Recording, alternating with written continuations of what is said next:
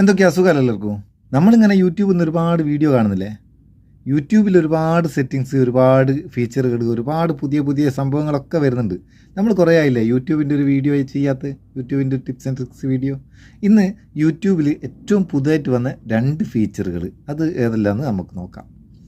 നമുക്ക് യൂട്യൂബ് തുറക്കാം. ആദ്യം യൂട്യൂബ് തുറന്ന് ഞാനൊരു വീഡിയോ ഇവിടെ ഓപ്പൺ ചെയ്ത് വെച്ചിക്ക്. ഈ വീഡിയോ, ചില വീഡിയോ നമ്മൾ കാണുന്ന നേരം അതിൻ്റെ വോളിയം തമ്മിൽ വ്യത്യാസം ഉണ്ടാവും.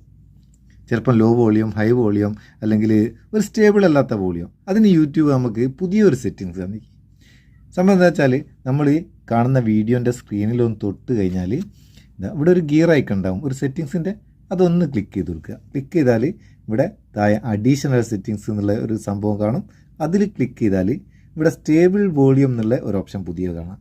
ഇതൊന്ന് ഓണാക്കി കൊടുത്താൽ നമ്മളെ വോളിയം, അതായത് നമ്മളെ സൗണ്ട്, വിഷ്വലിൻ്റെ ആ സൗണ്ട് നമുക്ക് സ്റ്റേബിളായിട്ട് കിട്ടും.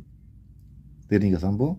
ഇത് ജസ്റ്റ് ഒന്ന് കാണിച്ചു തരാൻ വേണ്ടിയിട്ട് ഞാൻ ഏതോ ഒരു വീഡിയോ, ഏതോ സിനിമേൻ്റെ കഷ്ണത്തിനാണ് ഒന്ന് ഓപ്പൺ ആക്കിയതാ കേട്ടോ. ഇനി രണ്ടാമത്തത് എന്താണെന്ന് വെച്ചാൽ, നമ്മളിപ്പം വീഡിയോ കണ്ടുകൊണ്ടിരിക്കുക അവിടെ ഇവിടെ ഒക്കെ ഞെക്കിയിട്ട് വീഡിയോ ബാക്ക്വേർഡ്, ഫോർവേഡിൽ അടുത്ത വീഡിയോ അങ്ങനെ എന്തെങ്കിലും ഞെക്കിപ്പോവുകയൊക്കെ ചെയ്യും. ഇതൊന്നും ഞെക്കിപ്പോവാണ്ട് ആ വീഡിയോ തീരുന്നവരെ നമുക്ക് കാണാൻ വേണ്ടിയിട്ട് ആ സ്ക്രീനിൽ ലോക്ക് ചെയ്ത് വെക്കാം. അതിനെന്താ ചെയ്യേണ്ടത്? അതേ ഗിയർ ഐക്കണിൽ ക്ലിക്ക് ചെയ്തിട്ട്, ഇത് നമുക്ക് വേറൊന്നുണ്ട്, ഈ ലാൻഡ്സ്കേപ്പ് മോഡിലാണ് കിട്ടും. ഇങ്ങനെ വെർട്ടിക്കൽ മോഡ് കിട്ടുകയില്ല.